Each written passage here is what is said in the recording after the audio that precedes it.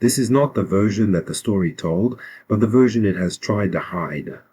At that time, Alexander had already been dead for many years, and mainland Greece was in utter chaos. However, the Greeks who had colonized the southern tip of Italy remained completely unaffected, especially those in Taranto. Although they inherited Greek customs, they usually only engaged in trade with the outside world, and were unwilling to get involved in other matters. Moreover, after a long and arduous war, Rome had finally subdued the Samnites, and was now in the process of recovering its strength.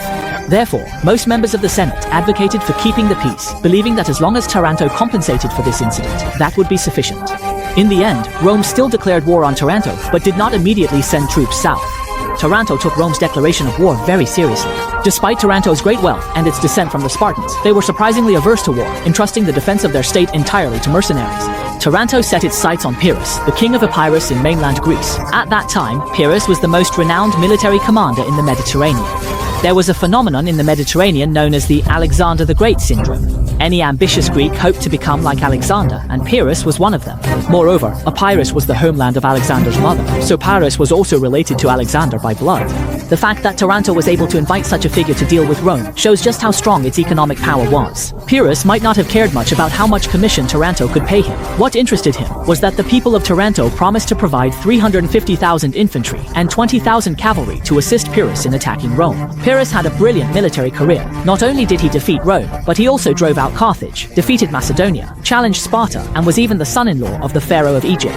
At that time, the entire Mediterranean had to show him some respect. Some even said he was the man closest to Alexander. What Pyrrhus valued most was fame. However, Taranto told him that they could provide 370,000 troops. Pyrrhus was curious to see how Taranto would fulfill this promise. Pyrrhus's confidant Cineas once asked him, "If you defeat the Romans, what do you plan to do next?" Pyrrhus replied, "It would only be a matter of time before Italy is in our grasp. Then it will be Sicily, followed by Libya and Carthage." Cineas asked again, "And after that, what will you do?" Pyrrhus burst out laughing. "By then, what else would there be to do but rest, drink wine every day and happily talk about our victories?" Unfortunately, Pyrrhus never imagined that he would be killed by an old woman. After boasting enough, Pyrrhus finally began to send troops and generals to the Italian peninsula. He ordered Cineas to lead 3,000 soldiers as the vanguard, crossing the Adriatic Sea to Taranto. Once the transport ships sent by Taranto arrived, Pyrrhus himself would lead 20,000 infantry, 3,000 cavalry, 2,000 archers and 500 slingers, along with 20 elephants, to advance toward the Italian peninsula. This was the first confrontation between the Romans and the Greeks. Both sides used dense infantry phalanxes in battle. The Greeks used the phalanx from Alexander's eastern campaigns, called the Macedonian phalanx, while the Roman phalanx was known as the legion. The legion was centered around units of 100 men. This was a new formation invented by the Romans. So, which was stronger, the renowned Macedonian phalanx that dominated the Mediterranean, or the rising power of the Roman legion? Leading the Greek phalanx was the famous general Pyrrhus. He crossed the Adriatic Sea from the Greek peninsula to the Italian peninsula. With today's ferry technology, it would only take one night to make the journey, so distance was not an issue. But Pyrrhus encountered spring storms, so he suffered losses even before the battle began. 2,000 soldiers and 2 elephants were lost, but this wasn't what frustrated Pyrrhus the most. When he arrived on the streets of Taranto, he found the open-air theaters packed with people indulging in pleasure, and the promised 370,000 soldiers were nowhere to be seen. Pyrrhus thought to himself, "I came here to help you fight, but all you care about is enjoying yourselves," so he ordered the theater to be sealed off. Tarentum, as the employer, was extremely dissatisfied with Pyrrhus's actions, but since he had the troops, they had no choice but to let it go. At this time, Rome also assembled a large army and began marching south. Because Rome was busy suppressing the Etruscans in the north, they could only spare half their forces to deal with Pyrrhus. Among them, there were 8,000 Roman soldiers and 16,000 troops provided by allied states, totaling only 24,000 men. Fortunately, Pyrrhus himself only had 26,500 soldiers and 18 elephants. The first battle between the two sides broke out at Heraclea, not far from Tarentum, and thus it was called the Battle of Heraclea. Heraclea was a flat area along the coast, but the Roman legions adopted a column formation. Perhaps they were still intimidated by their defeat at the Caudine Forks by the Samnites, as this column formation was more suitable for mountainous terrain rather than open plains. Pyrrhus, on the other hand, deployed his troops in a line formation. The Romans thought that Pyrrhus would place his elephants at the front to break their lines, but unexpectedly, Pyrrhus deployed the elephants on both flanks. At that time, the typical ratio of infantry to cavalry in the west was 9 to 1. The main force consisted of heavily armed infantry, while the cavalry played only a supporting role and was used to protect the flanks of the infantry formations. The battle unfolded exactly as Pyrrhus had planned. The infantry of both sides clashed head-on, while Pyrrhus's elephants scattered the Roman cavalry in disarray. Seizing this opportunity, Pyrrhus led the Greek cavalry to successfully circle around to the rear of the Roman army. The Roman legions were completely surrounded, and after leaving over 7,000 bodies on the battlefield, they were defeated. Pyrrhus did not fare much better. He lost more than 4,000 soldiers in the battle. The Roman army could replenish its losses quickly, but Pyrrhus's soldiers were all from Greece and could not be replaced in time. However, news of Rome's defeat quickly spread throughout southern Italy. Many people who had already fallen under Roman influence petitioned to join Pyrrhus, so his forces were also reinforced. In high spirits, Pyrrhus decided to march all the way to Rome itself. He thought that the tribes along the way, who had already joined the Roman alliance, would turn against Rome, but unfortunately, he was wrong. Even the Samnites, who had fought Rome for decades before finally submitting, refused to join Pyrrhus. Despite this, Pyrrhus advanced along the Appian Way and reached a point only 60 kilometers from Rome. Disheartened, Pyrrhus still decided to withdraw back to Tarentum. After returning to Tarentum, he didn't remain idle. He began to mediate peace talks between Rome and Tarentum. The terms were that Rome would no longer infringe upon the Greeks in southern Italy, and that a neutral zone would be established, off limits to both sides. This would essentially mean that the Samnites and Lucanians would break away from the Roman alliance and regain their independence. To show his sincerity, Pyrrhus even had his men bring expensive gifts to the women of Rome. But the Roman women were not used to Pyrrhus's care, so they rejected it sternly. The Roman Senate, on the other hand, took these peace talks very seriously. They had seen the Elephant Corps, something they had never encountered before, and had witnessed Pyrrhus's brilliant tactics, so most of them began to lean toward accepting the peace proposal. This infuriated the elderly Appius. Appius was highly respected, and although he had already retired, he came to the Senate with the help of others. He harshly scolded the Senate, calling them a bunch of cowards, and said, "If we agree to peace talks, then what was the point of me building the Appian Way?" He added that peace talks were possible, but only on the condition that Pyrrhus must get out of Italy. An enemy who is squatting in our own backyard has no right to be our negotiating partner. It has to be said, this old man truly had backbone. After his scathing rebuke, the Senate finally reached a consensus to continue fighting Pyrrhus to the bitter end. Pyrrhus was the unluckiest famous general in Europe. He defeated, swept through the Mediterranean without a rival, yet was killed by an old woman with a single brick.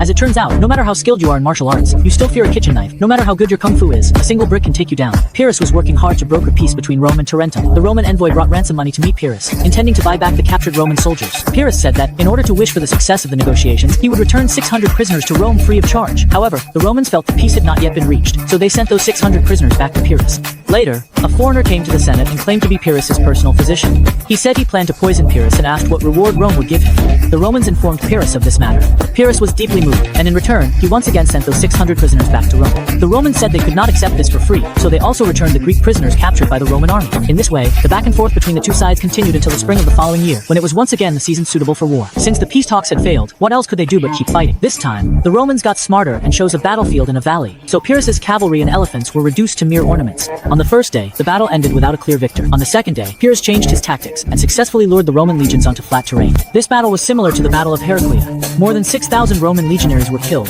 including a consul, while Pyrrhus also lost 500 men, most of whom were Greek soldiers he had brought from Epirus. So even though Pyrrhus had won, he couldn't feel happy at all. At that moment, some Greeks from Sicily came to Pyrrhus for help, saying that Carthage was attacking Sicily, and hoping that Pyrrhus could lend his fellow countrymen a hand. Pyrrhus was already fed up with the Romans, so he agreed without a second thought. He said to the people of Taranto, "The battle in Sicily won't take long, I'll be back soon."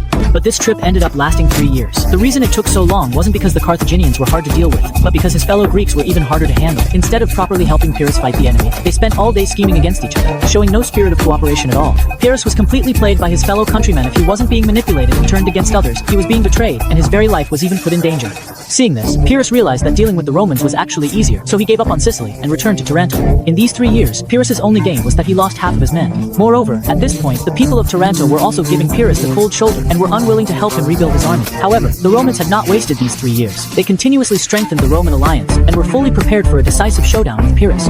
In the summer of 275 BC, having just returned from Sicily, Pyrrhus decided to try his luck with the Romans once more. Pyrrhus learned that this time the Roman legions had split into 2 forces, so he decided to eliminate one of them first and then turn to deal with the other. Given Pyrrhus's current troop strength, this was the only option he had. Pyrrhus marched desperately, planning to launch a night attack on the Roman legion under the cover of darkness. Unfortunately, by the time he reached the battlefield, it was already broad daylight. The Roman legion was not surprised by Pyrrhus's appearance, because along the way, the cries of the elephants had already alerted local residents, who informed the Romans in advance. The Roman legion charged forward before Pyrrhus even had a chance to arrange his troops, and since Pyrrhus's forces had just completed a forced march, the battle consistently favored the Romans. The Roman soldiers even managed to capture several elephants, and the fighting was extremely fierce. At this point, Pyrrhus heard that another Roman force was on its way, and not wanting to lose everything, he hurriedly ordered a retreat. He withdrew to Taranto just as quickly as he had arrived.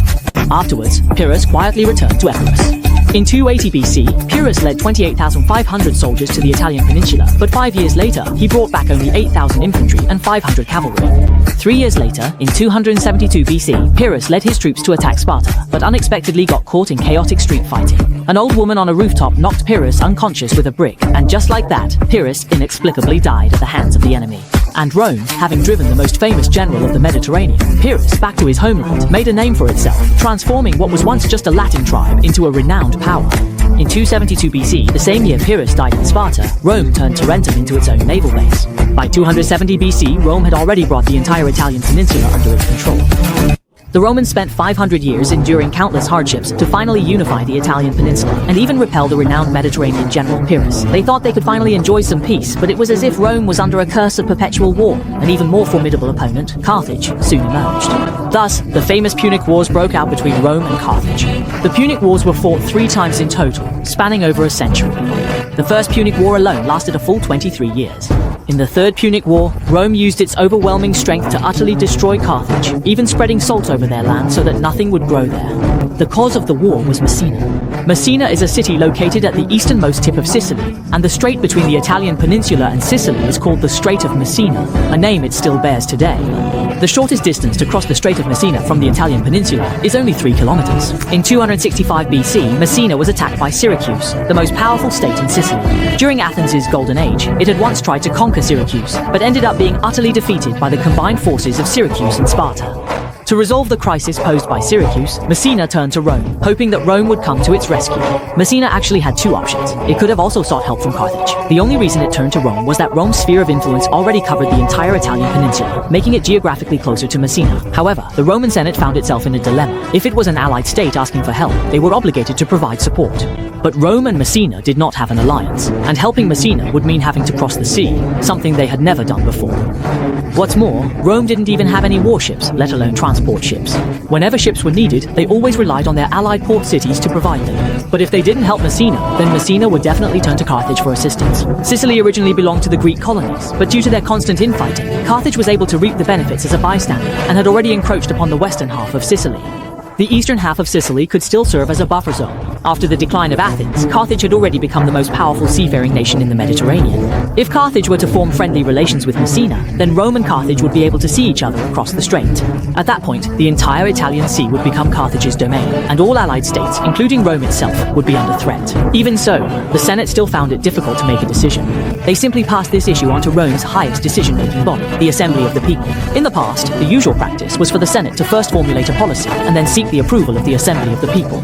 But this time, the matter was so urgent that they let the Assembly of the People make the decision directly. Answer from Assembly of the People was: the answer given by the Assembly was to draw their swords and come to the rescue. However, the Romans did not anticipate that their decision would directly lead to a formal confrontation with Carthage. Rome sent 2 legions to Messina, led by a consul. According to Roman regulations, a consul could command at most 2 legions, with each legion consisting of 400 or 500 Roman soldiers, plus allied forces totaling about 0 men, so 2 legions would amount to 0 troops. The consul leading the army this time was Appius Claudius. After crossing the strait, he immediately signed an alliance agreement with Messina, thus giving the Roman legions a legitimate reason to intervene. Both Syracuse and Carthage sensed the threat posed by the Roman legions, so one advanced from south to north and the other from west to east, both closing in on Messina. The Claudius family was known for being assertive. Although they were surrounded, he did not hesitate. Towards Syracuse, he first tried diplomacy before resorting to force. He proposed peace talks to the ruler of Syracuse, Hiero. The title ruler was almost equivalent to king, except that rulers often seized power through usurpation, and they only cared about their own interests. Regardless of the people's rights, Hiero rejected Claudius's offer for peace talks. Claudius then led the Roman legions to attack the numerically superior Syracusan army. The Syracusan forces, mainly composed of mercenaries rather than citizen soldiers, were no match for the Roman legions and quickly retreated south in defeat. Claudius did not pursue them, but instead turned to attack the Carthaginian army, which was arrayed to the west. The justification for the attack was that Carthage intended to attack Rome's ally, Messina. These Carthaginian soldiers had only been sent to guard the Sicilian colony, so, like the Syracusans, they collapsed at the first blow. Claudius continued to employ blitzkrieg tactics. He left part of his forces in Messina to defend it, and led the rest straight toward the Syracusan garrison. As everyone knows, changing generals before a battle is a major taboo in military strategy, but Rome not only changed its general, it even changed its troops. In 264 BC, Rome's supreme commander Claudius led his army to approach the powerful state of Syracuse on the island of Sicily. At this moment, the Roman legions were full of momentum, and capturing the capital of Syracuse in one go would not have been a problem. However, winter was approaching, and according to the customs of the time, armies had to enter a period of truce.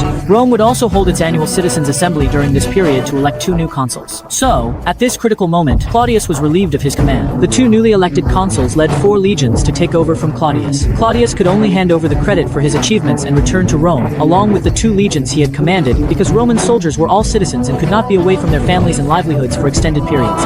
Therefore, each year, soldiers were also selected by drawing lots from various regions of Rome. Rome had more than 30 administrative districts with citizenship rights, and each year, 4 of these districts would be chosen for conscription. The age for active service was from 17 to 45, while those aged 46 to 60 served as reserves. If you were someone without even a house or land, then you were exempt from military service. Such people were called proletarians. Every year, Rome needed 4 legions for military operations, with each legion consisting of 500 men.